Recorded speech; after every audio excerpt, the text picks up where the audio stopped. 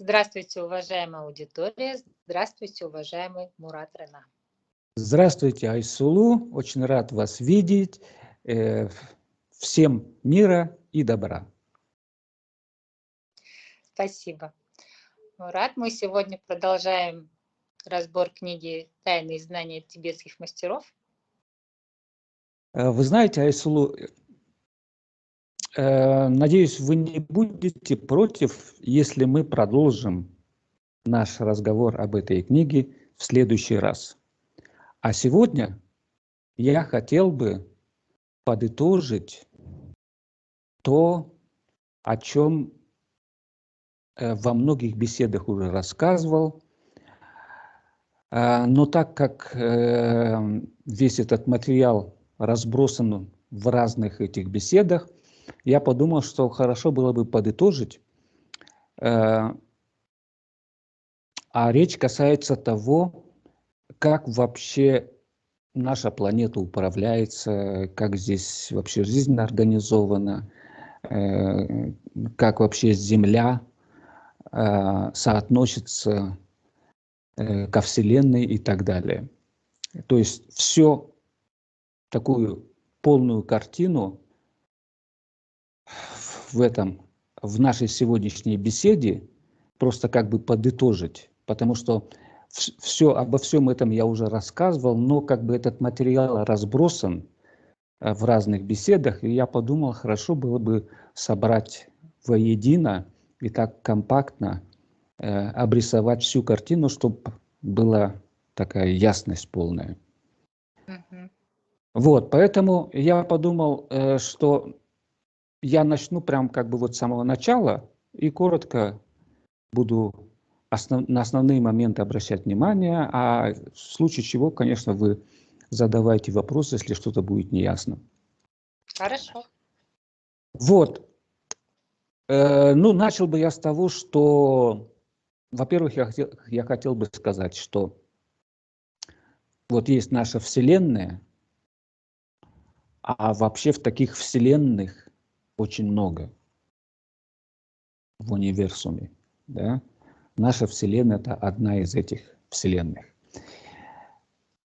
Так вот, наша Вселенная, внутри нашей Вселенной много галактик.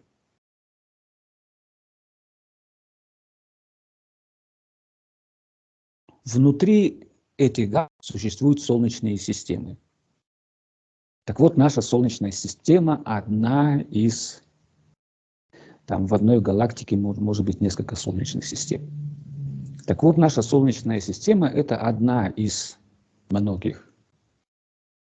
Это вот чтобы иметь представление, насколько вообще мир огромен, да? Понимаете, вот есть Солнечная система, есть галактики, есть Вселенная. А наша Вселенная, она не является единственной.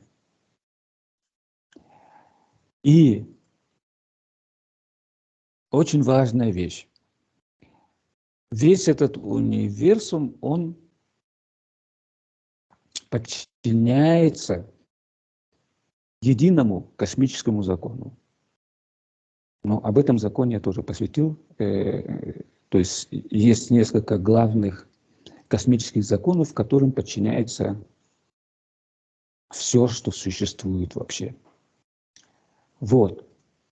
Но при этом я тоже как-то говорил, что каждая Вселенная имеет свою индивидуальность. То есть это о чем говорит? О том, что Вселенные друг от друга отличаются.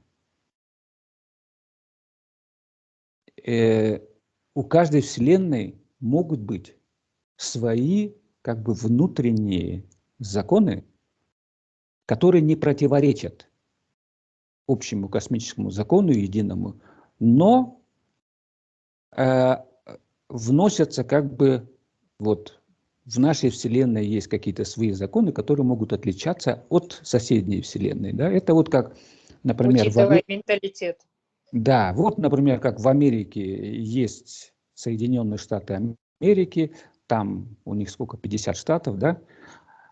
Есть федеральный закон у них, то есть общий закон, которому подчиняются все штаты. При этом в каждом штате есть свои законы, которые могут сильно отличаться от законов соседнего штата. Например, в одном штате что-то можно, а рядом штат, там как раз вот этого вот нельзя делать, да? Вот, к примеру. И вот также со вселенными. Все вселенные подчиняются единому космическому закону, с одной стороны, но при этом каждая вселенная может иметь какие-то свои особенности, свои законы, которые не противоречат общим законам. Вот. Поэтому, выходя из этого, это тоже важно было проговорить, чтобы понять дальнейшие события, которые происходили с тех пор, как, например, вот Земля была заселена людьми. И поначалу, когда Земля была заселена людьми, например, я вот все время напоминаю, что сейчас на Земле биполярность. Есть негативная и позитивная энергия. Но поначалу, когда Земля была заселена, не было этой биполярности. Поэтому на Земле был, можно сказать, как описано в священных книгах многих, рай. Был настоящий рай, потому что не было вот этой биполярности. В общем, люди жили долго и счастливо. Причем долго имеется в виду, ну, очень долго. Практически у них век не был ограничен ничем. Поэтому люди действительно жили очень долго и счастливо, потому что противоречий не было, все было хорошо и так далее. Но была одна проблема. Возникла одна проблема, что развитие практически не происходило. Ну, понимаете, когда все хорошо, чего особенно напрягаться, люди так думали, да, ну все хорошо, и люди не задумывались, что вообще нужен прогресс, и надо двигаться вперед и так далее. А чего? Когда все хорошо, и, в общем, развитие практически стояло на месте. Поэтому там, наверху, собрался совет, ну и начали думать они, что делать. Как-то развитие вообще не происходит, надо как-то так стимулировать. Ну и вот тогда было решено, что, может быть, попробовать. Вообще, если так, честно говоря, пробовали разные методы, чтобы ускорить это дело. В конце концов, что более-менее хорошо проверилось, это вот когда ввели биполярность. И вот биполярность ввели именно для того, чтобы ускорить развитие. То есть пришли к выводу, что нужна конкуренция. Без конкуренции ничего двигаться не будет. А вот когда будет негативное и позитивное, то между ними начнется конкуренция, борьба. Кто лучше. Ну и действительно, как только ввели биполярность, процесс активизировался. Люди как-то стали более активны и действительно поделились на негативных, позитивных. И, естественно, начали между собой бороться, кто лучше. И, прежде всего, каждый хотел, так сказать, доказать, что вот именно их мнение лучше, и их способ жизни лучше и так далее. И вот эта конкуренция, она действительно начала быть видна, и прогресс пошел. Поэтому вот эта борьба, с тех пор, как была введена биполярность, эта борьба все время происходит. причем с разным успехом. Иногда побеждали позитивные, иногда негативные. Вот. Но последние, я тоже об этом говорил, где-то 10 тысяч лет назад, здесь на Земле были тоже представители из других планет, пришельцы. Вот, они хотели, так сказать, помочь землянам и передали им знания, которые должны были помочь ускорить развитие еще больше. Вот. И эти знания получили как негативные, так и позитивные на Земле. Люди ориентированные, и те, и другие получили эти знания.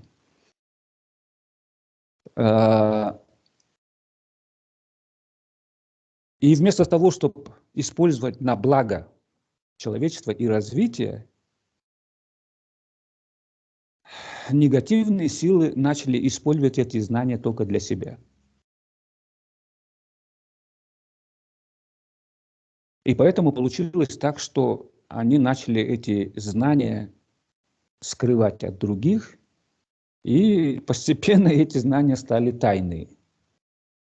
В конце концов, позитивные силы тоже начали скрывать эти знания. Ну и таким образом эти знания оказались тайнами. Вот. Но позитивные, они оказались более сплоченные. И вот где-то 10 тысяч лет назад, еще до нашей эры, им удалось захватить власть.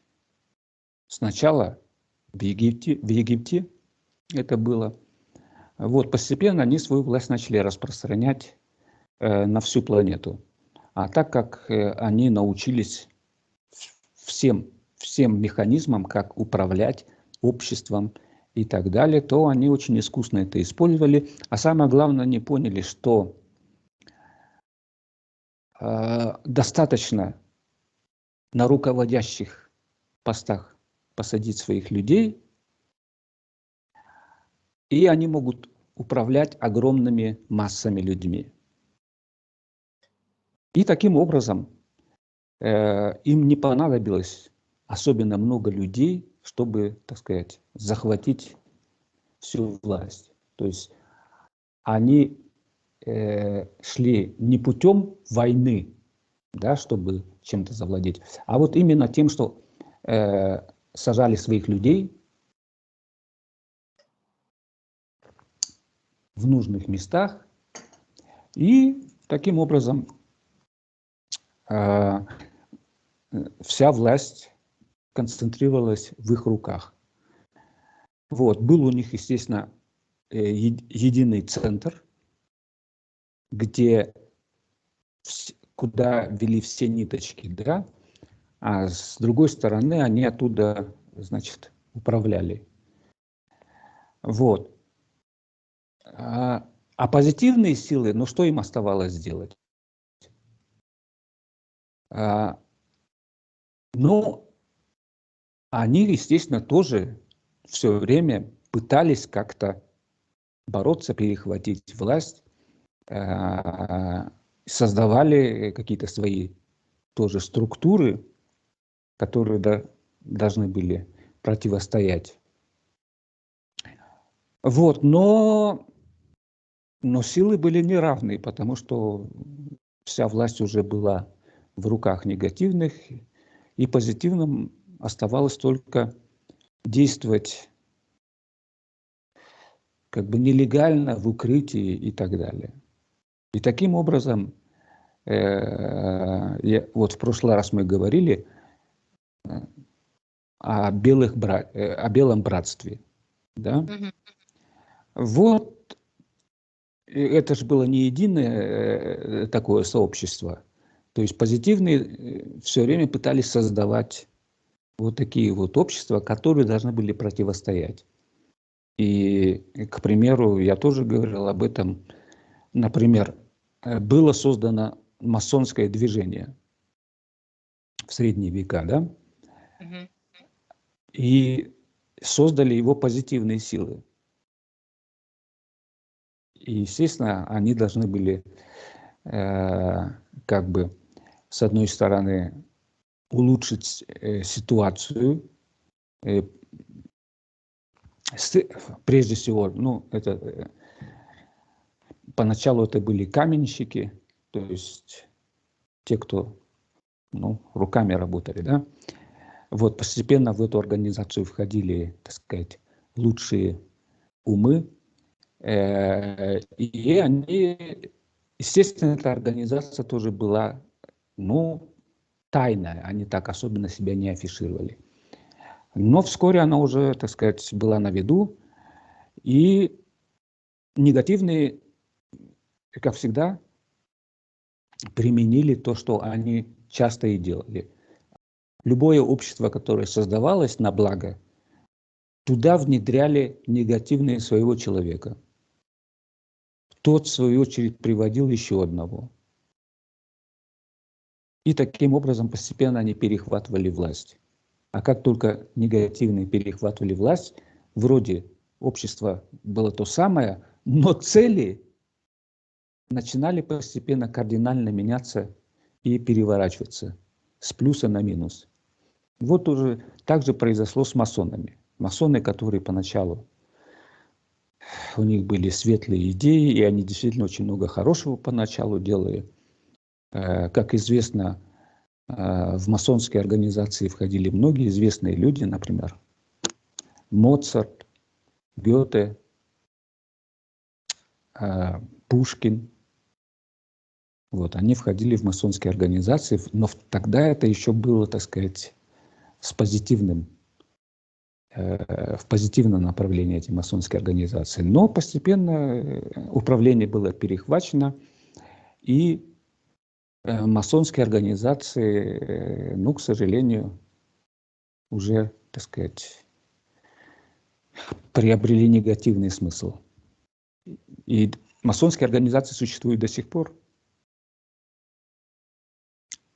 Но, чтобы было понятно, они могут даже какие-то лозунги выдвигать позитивные, но на самом деле направление, вектор их у них негативный. Но это просто как пример. И так было со многими организациями. Вот. Также я как-то рассказывал о том, что, например, когда был создан Советский Союз, это была первая страна в истории, там, за историю, которую мы знаем, которая как бы описана, задокументирована за несколько тысяч лет, скажем, в несколько тысячелетней истории была образована впервые страна с позитивным вектором развития. Это был СССР. Такого еще не было. То есть, наконец-то, позитивным силам удалось создать свою страну. За 10 тысяч лет впервые им удалось создать свою страну. И поэтому, естественно, борьба тут же началась очень острая. Но, с другой стороны, вот видите, это тоже яркий пример того, как, вот я сказал, что 10 тысяч лет назад, когда негативные пришли к власти, и если вот вы посмотрите на историю, то научный прогресс происходил очень медленно. Очень медленно. Что-то менялось, но это проходили там столетия, пока там чего-то новое появлялось, что-то вот улучшалось. Но практически вот этот прогресс, он происходил действительно очень медленно. Потому что вся власть была в руках негативных, и они не собирались многое менять. При этом все время управляла горстка людей, которая жила хорошо, они были управленцами, а все остальные, так сказать, были как бы угнетенные. Основная масса людей. И так было вот тысячелетиями. И вот вдруг появляется Советский Союз, и весь мир пришел в движение. Если мы посмотрим, вот только за последние 100 лет, какой прогресс произошел. Ну да. 100 лет назад еще вот люди, так сказать, ездили на телегах, запряженными лошадьми, да? И вот уже вскоре человек полетел в космос. И это произошло буквально в течение нескольких десятилетий. А до этого, вы посмотрите, как долго прогресс шел. А тут вот все буквально очень быстро начало происходить. И вот почему? Да вот потому что появилась страна, которая стала антиподом того, чего было. И, естественно, вот борьба обострилась, а когда борьба обостряется, тут же начинается прогресс. Потому что, я вот говорил, Советский Союз был первой страной, которая ввела 8-часовой рабочий день. Советский Союз впервые уравнял женщину и мужчину. Советский Союз запретил детский труд. Это вот все Советский Союз вел. Это нам сейчас кажется, как будто так было. Нет, это еще 100 лет, чуть больше 100 лет тому назад такого не было в мире. И вот они впервые, Советский Союз это вводит, разрешает женщинам тоже работать и так далее. Естественно, капитализм, который противостоял социализму, они это видели и вынуждены были тоже постепенно вводить у себя то же самое, 8-часовой рабочий день. И гораздо позже они тоже труд женщин, так сказать, как бы начали приравнивать к мужскому, да. Кроме этого, Советский Союз, и тоже было впервые в истории, ввел всеобщее образование среднее. До этого не было ж этого. А тут обязательное всеобщее среднее образование. Значит, капитализм тоже был вынужден это ввести. Поэтому вот это все очень быстро, то есть происходил прогресс. Естественно, это все отражалось в научной сфере, потому что когда образование, люди начали быть образованными в своей массе, ну, естественно, появилось гораздо больше и ученых, и вообще прогресс пошел семимильными шагами, как говорится. Вот. Но борьба была острая, это тоже надо помнить. И, как всегда, естественно, негативные пытались перехватить власть. И в Советском Союзе, например, тоже из истории известно, вот, например, Троцкий, он был вот человек, которого негативные заслали и который должен был изнутри постепенно перехватить власть. И поэтому ему многое удалось, и он действительно очень многого достиг. И последний этап был, это вот уже борьба между Троцким и Сталиным. Но Сталин оказался умнее и в конце концов переиграл Троцкого. Таким образом, негативным не удалось перехватить власть. И в этот момент, когда Сталину удалось победить Троцкого, естественно, в Советском Союзе прогресс ускорился. Потому что, например, Троцкий и его команда, он же был не один, за ним тоже стояло много людей ответственных. Все они были убраны. Вот. Они мешали развитию Советского Союза. Вот как только их убрали, Советский Союз тоже начал гораздо быстрее развиваться.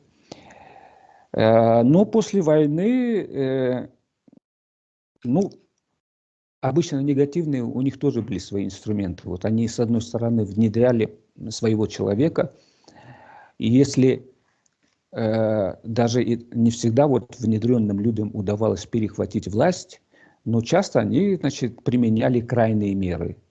Они просто физически устраняли человека, который им мешал. И в этом случае, например, Сталин был отравлен, потому что они поняли, что по-другому никак не получается. В общем, Сталина они устранили,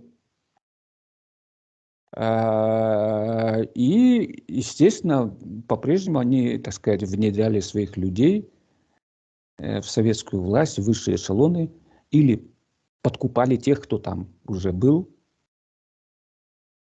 Это тоже их излюбленный прием, просто подкупать.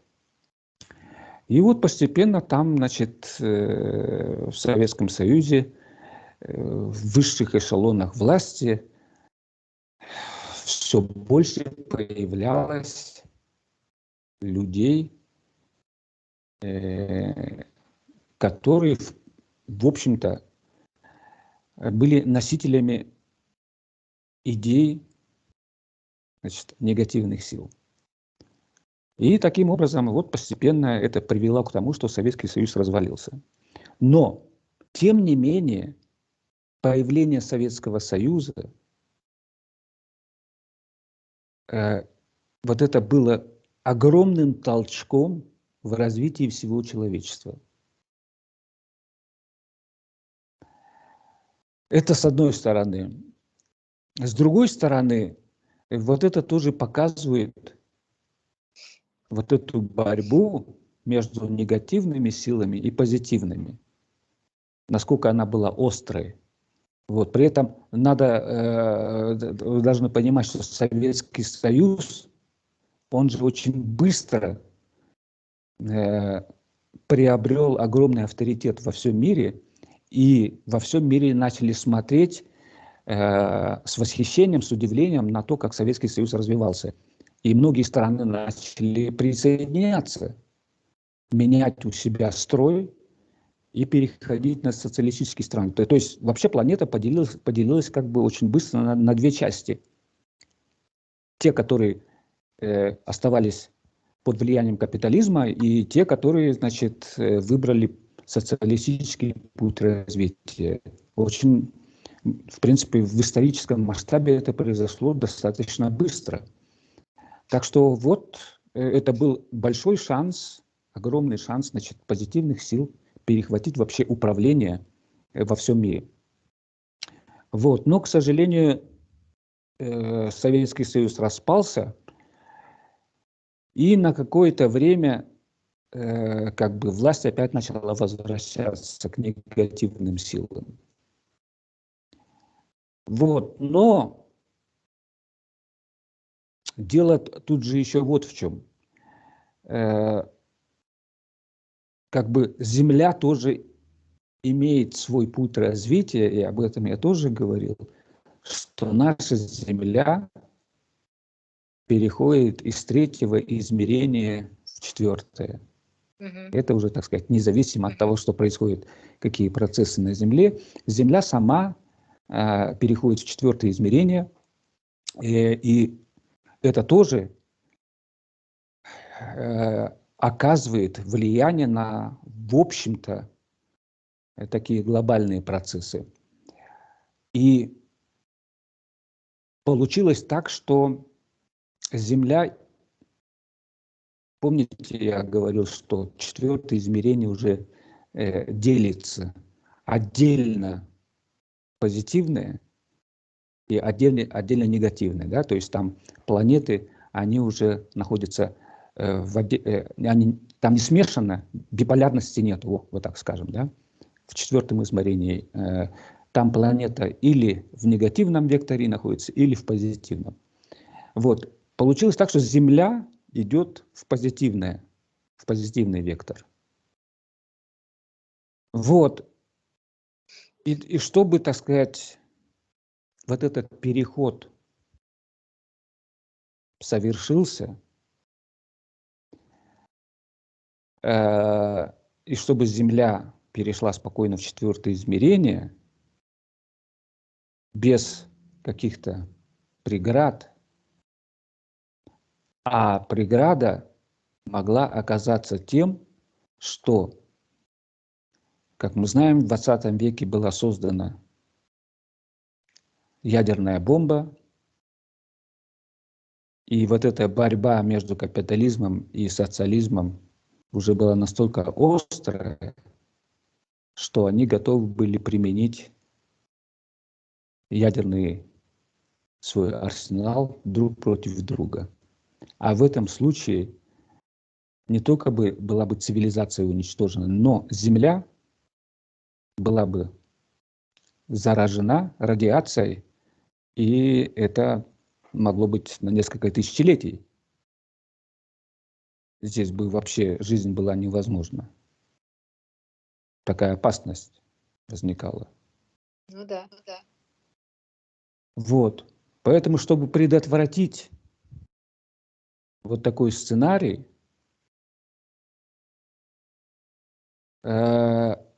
Земля была объята карантином. То есть,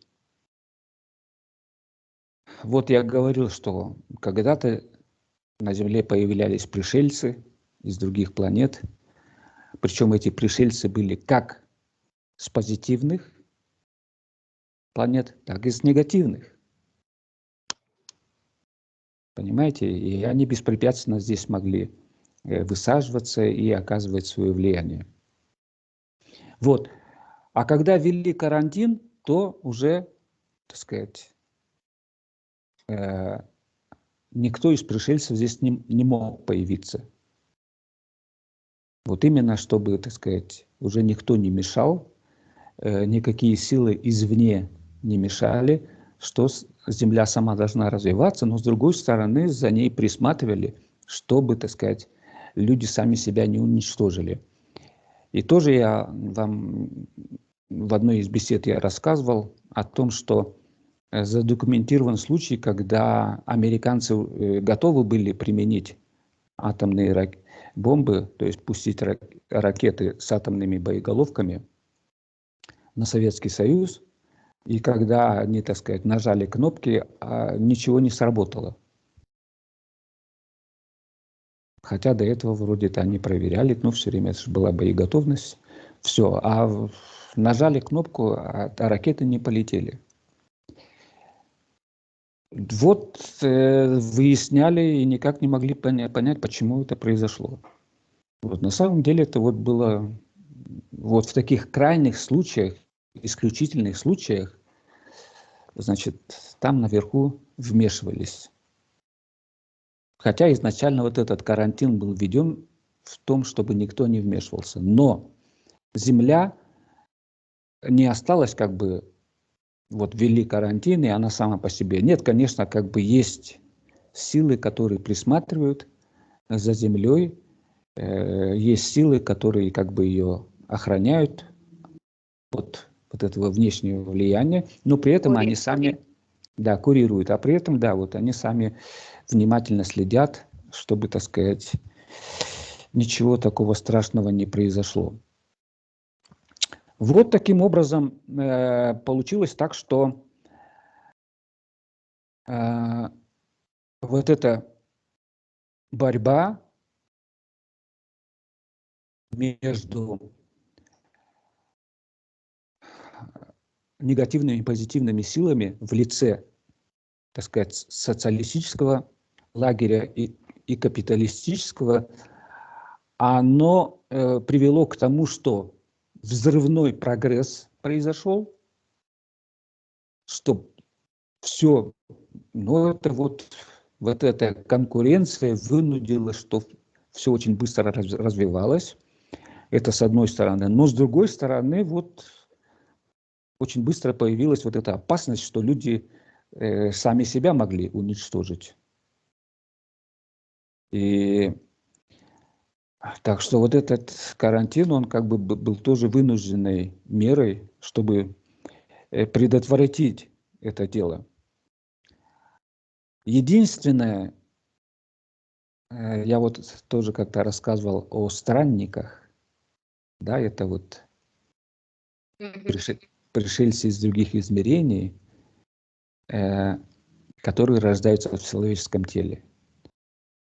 Так вот, единственно, странники могли здесь появляться.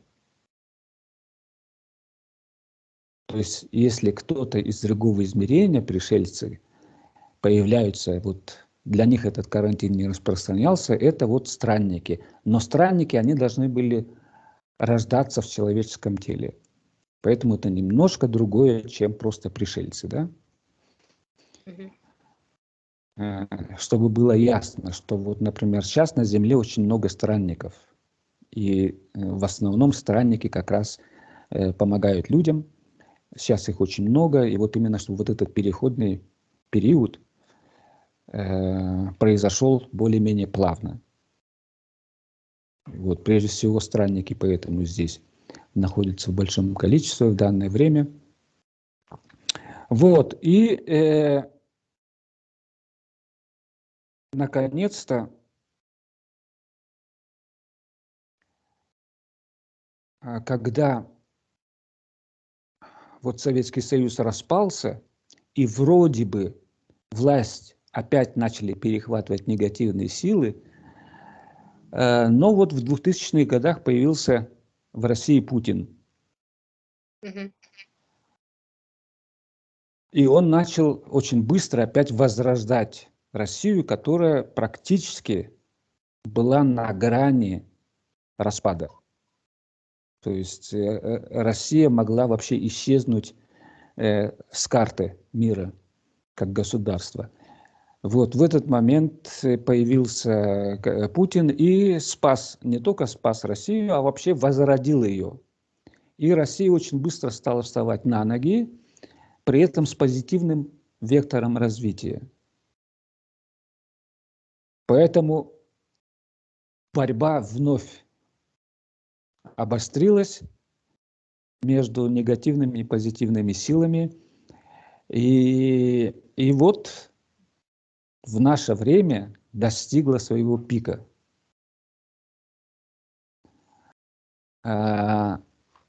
И вот не так давно я сказал о том, что все говорит о том, что негативные силы эту борьбу проиграли. И вот сейчас негативные силы, видно, как они ослабли, какая у них все меньше сил, и уже видно, что, по всей видимости, вот эта тенденция того, что негативные силы ослабевают, она будет продолжаться. То есть у них, видно, уже нету ни сил, ни ресурсов, чтобы эту ситуацию как-то выровнять. Хотя, конечно, еще какие-то они инструменты используют, чтобы стараются как-то что-то сделать, но вот то, что они проиграли, это понятно. Единственная угроза остается, что у негативных сил по-прежнему есть доступ к ядерному потенциалу. При этом верхушка негативных сил, как я говорил ранее, они тоже получили знания, да, все тайные знания, они обладают этими тайными знаниями. И верхушка знает, что Земля сейчас переживает переходный период и имеет позитивный вектор, то есть она идет в четвертое измерение позитивного, в позитивное измерение. И они понимают, что, в общем-то, так или иначе, их жизнь и деятельность на Земле заканчивается, даже если они выигрывают. Понимаете? Вот поэтому это тоже как бы психологический момент, когда они понимают, что уже нет смысла дальше бороться, потому что так или иначе Земля идет в позитивное измерение. победят они или не победят, это не имеет значения. Потому что это уже, так сказать, не подвластно им. Земля и так идет в позитивное. Но с другой стороны, это скрывает ту опасность, потому что им все равно. Они знают, что на Земле, так сказать, они уже не останутся, их силы уже не останутся, поэтому горит здесь все синим пламенем. И вот в этом сейчас большая опасность, что они действительно могут применить ядерную бомбу, потому что у них их ничего не останавливает. Они не видят своего будущего здесь, поэтому чего им Землю-то жалеть? Ну, у них же тоже есть, Я не расслышал. Что? у них тоже есть дети, а полярность не передается по наследству. Поляризация. Ну да, но имеется в виду, что вот этот переходный период, он же не будет длиться вечность, это тоже, я говорил, переходный период длится где-то, ну, 150 лет в среднем. И все. Понятно.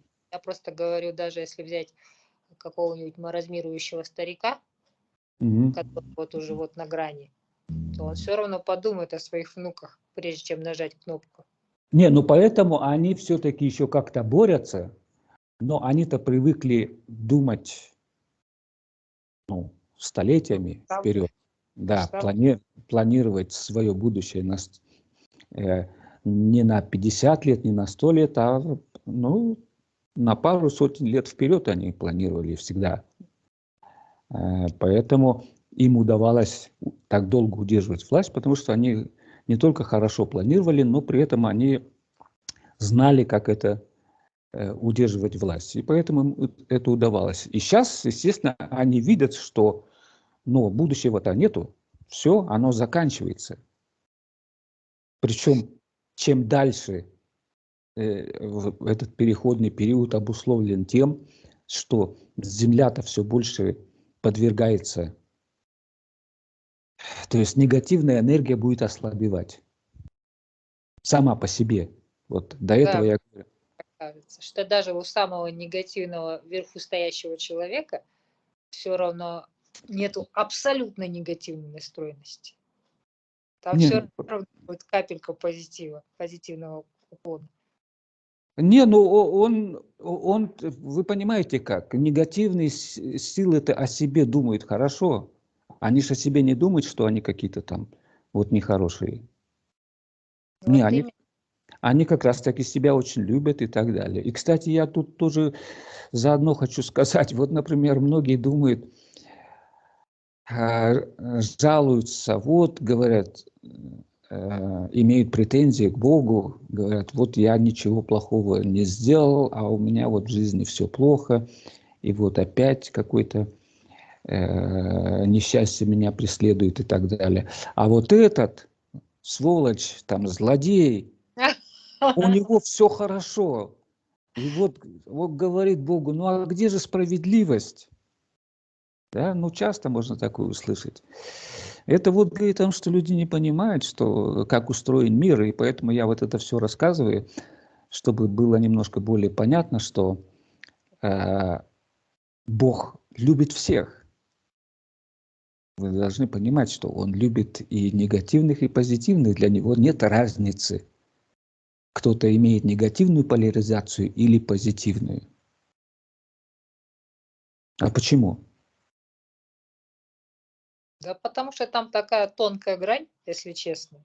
Потому что абсолютно позитивного человека разве что в церкви встретишь, и то под большим вопросом. А в одной беседе я достаточно подробно объяснял о том, что вот это деление на позитивное и негативное, оно идет до 6-го измерения. Да, вы говорили. В 6-м опять соединят. Нет, 7-е измерение, там только там уже нету вот этого деления биполярности, там только единственное, вот подчиненное уже космическим законам, поэтому негативно люди из негативных измерений, чтобы попасть в седьмое измерение, они должны поменять свою поляризацию, иначе они не попадут в седьмое измерение. Поэтому в седьмом измерении негативные и позитивные сливаются. И вот это вот ответ, ну, Бог же знает, что в конце концов вы все придете в седьмое измерение, и позитивные, и негативные, и будете, как братья и сестры, там обниметесь, и будете там любить все друг друга. Он-то об этом знает. И поэтому он любит и негативных, и позитивных, потому что для него негативный – это просто как заблудший сын, который рано или поздно к нему придет опять и попросит прощения. И, как мы знаем из истории, так родители встречают еще с большей любовью вот этого заблудшего сына, чем тот, который при нем был все время, да? Вот, поэтому надо понимать, опять-таки, я вот начал с того, что каждая вселенная индивидуальна.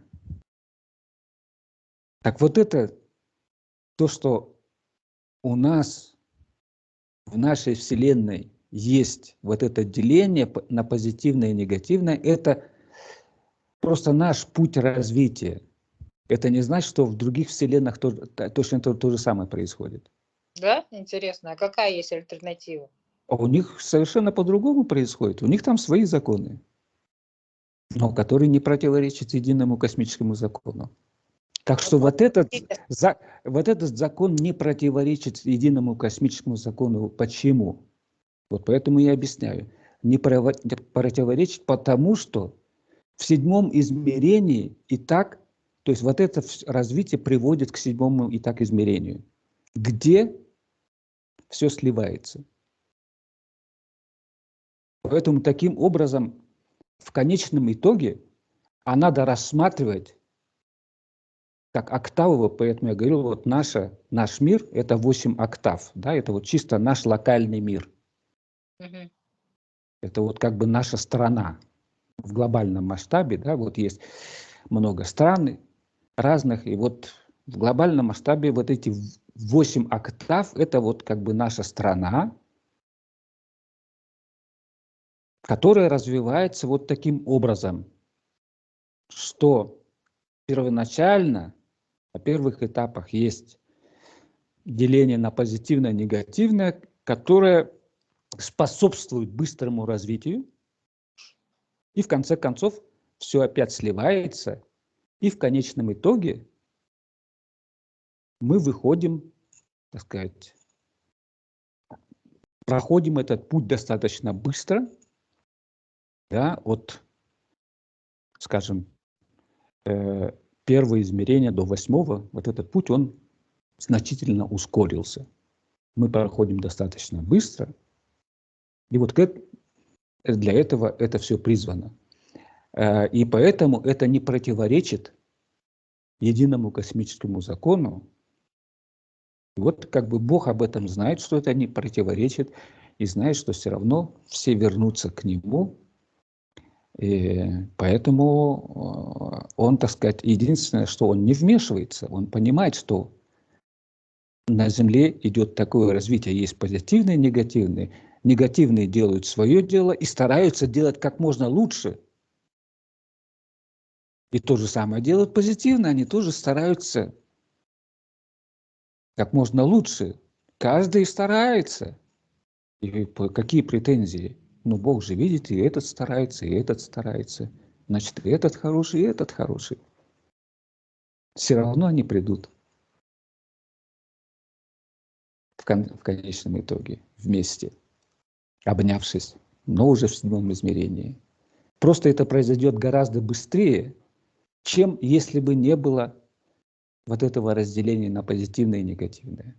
А так, благодаря этому разделению, развитие происходит гораздо быстрее. Как я вот привел пример хотя бы последнее столетие, когда появился Советский Союз. Впервые в истории страна с позитивным вектором. Видите, как она ускорила развитие всего человечества. То есть взрывное развитие произошло, что в течение 100 лет человечество достигло, не знаю, в десятки раз больше, чем до этого за несколько столетий. Понимаете? Вот.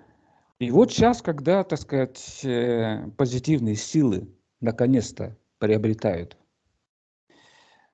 большее влияние, то вот есть, так сказать, уже надежда, что вот этот переход произойдет действительно плавно, как и полагается, то есть как и задумано. Вот. Но до этого я вот говорил все больше о том, как негативные силы управляли, и скажу два слова о том, как позитивные управляют. До этого они были в тени, то есть в укрытии. Сейчас постепенно они выходят уже, так сказать, и я думаю, все больше будут явно проявлять себя позитивные силы. А так вообще управление происходило таким образом, что всегда были мудрецы. Естественно, они находились в тени. Вот мудрецы создали Белое Братство. И вот это Белое Братство имело филиалы во многих точках Земли, то есть было распространено на всю планету. Были группы, созданные, которые вот тайно между собой общались. Белое Братство, естественно, создавали другие общества, вот такие как масонство. Это Белое Братство создавало масонство и подобные организации. Но много тоже было позитивных организаций.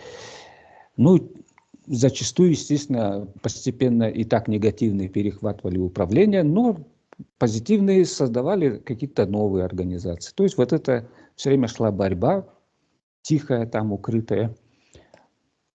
Вот. Важно просто, я вот показываю схему, как управляется, да, вот мудрецы, если взять нашу планету, позитивный вектор, то на самой вершине стоят мудрецы, которые создали Белое Братство. Белое Братство создают помельче организации и так далее. И до этого все это было в укрытии, сейчас постепенно приходит, так сказать, более-менее будет открываться. С другой стороны, я тоже как-то об этом говорил, что вот когда был введен карантин, то здесь появилась постоянная база на одной из колец Сатурна, она базируется.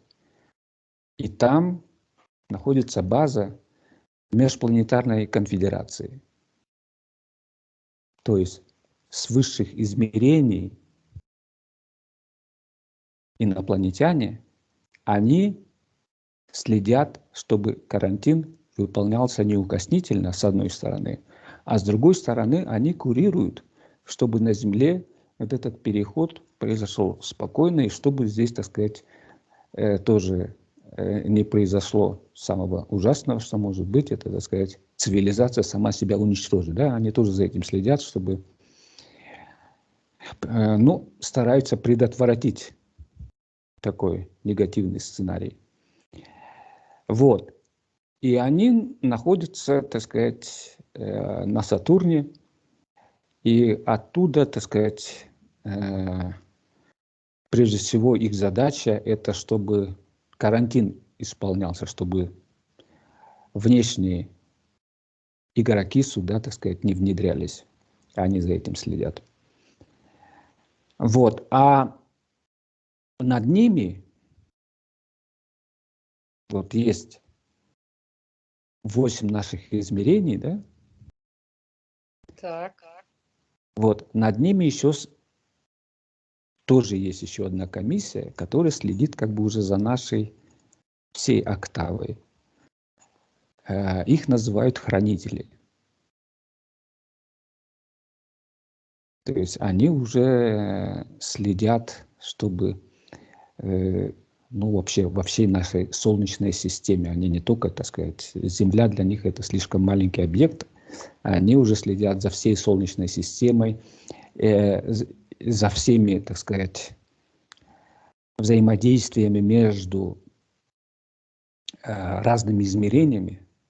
Я тоже как-то говорил, что разные измерения, они тем отличаются, что там энергия пульсирует. То есть вибрации имеют разные, да, эти измерения. И поэтому, например, мы, находясь в третьем измерении, мы не видим четвертое измерение. Для нашего глаза недоступно четвертое измерение, потому что оно имеет другие вибрации. Но с другой стороны, я тоже говорил, что те измерения, которые выше стоят, они видят нас. Мы их не видим, они нас видят. Понимаете?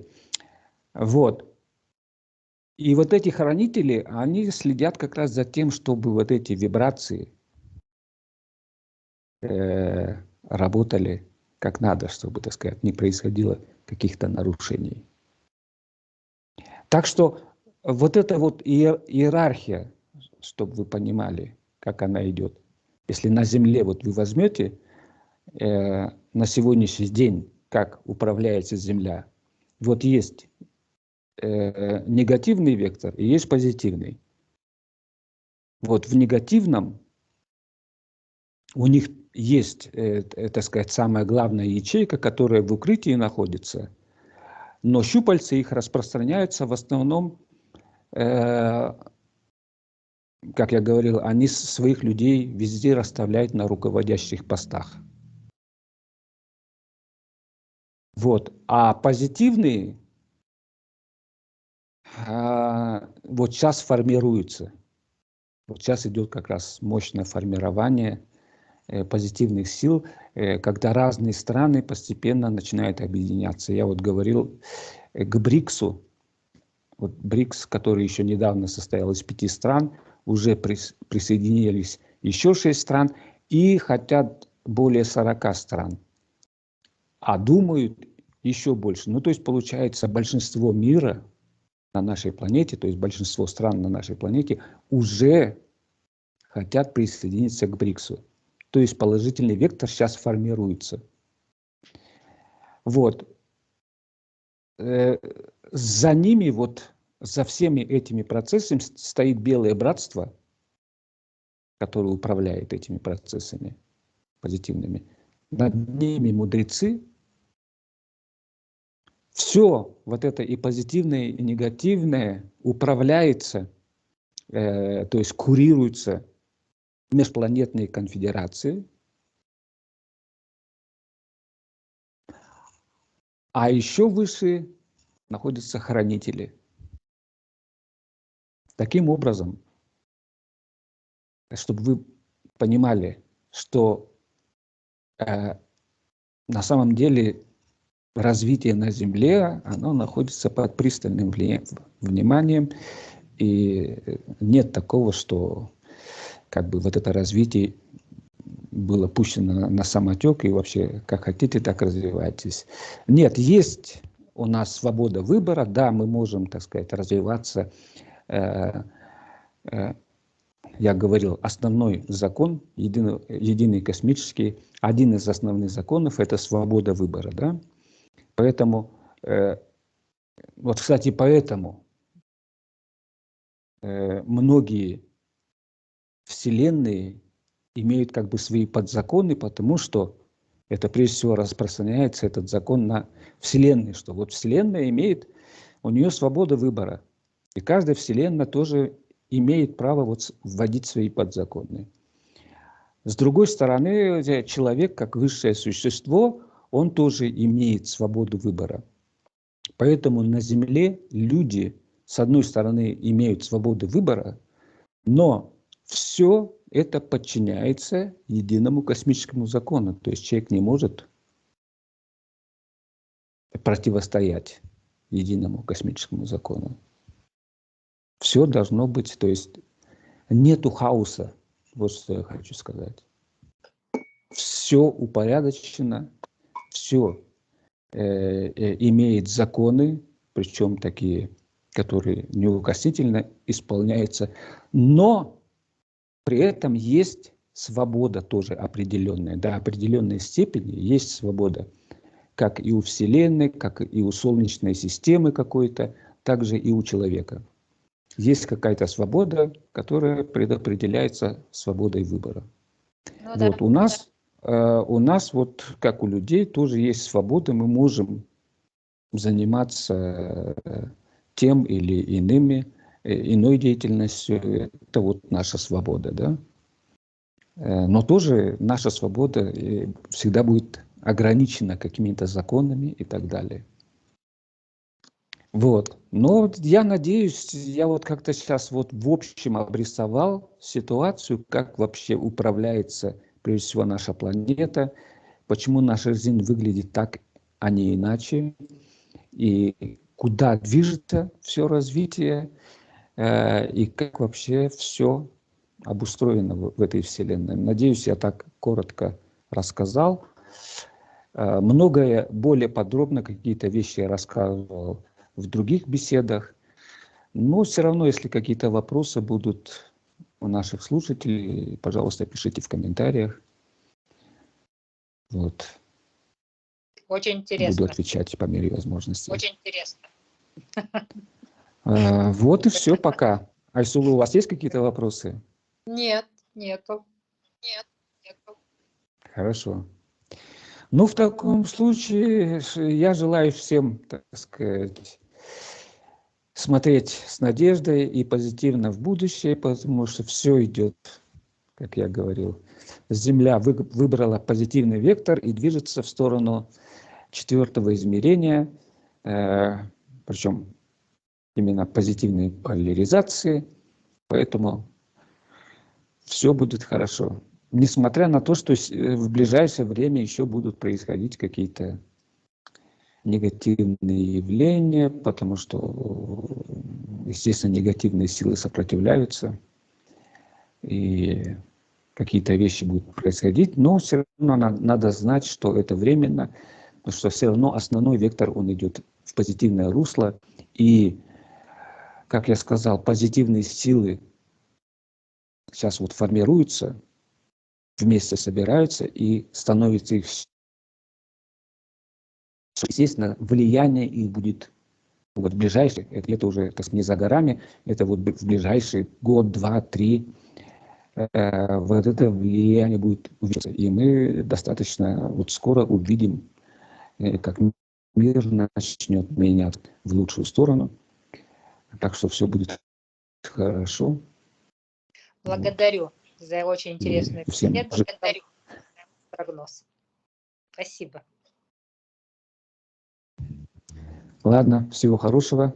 Вам всего хорошего, Айсула. Будьте здоровы. Спасибо. Всего наилучшего. До свидания. Счастливо. До свидания всем.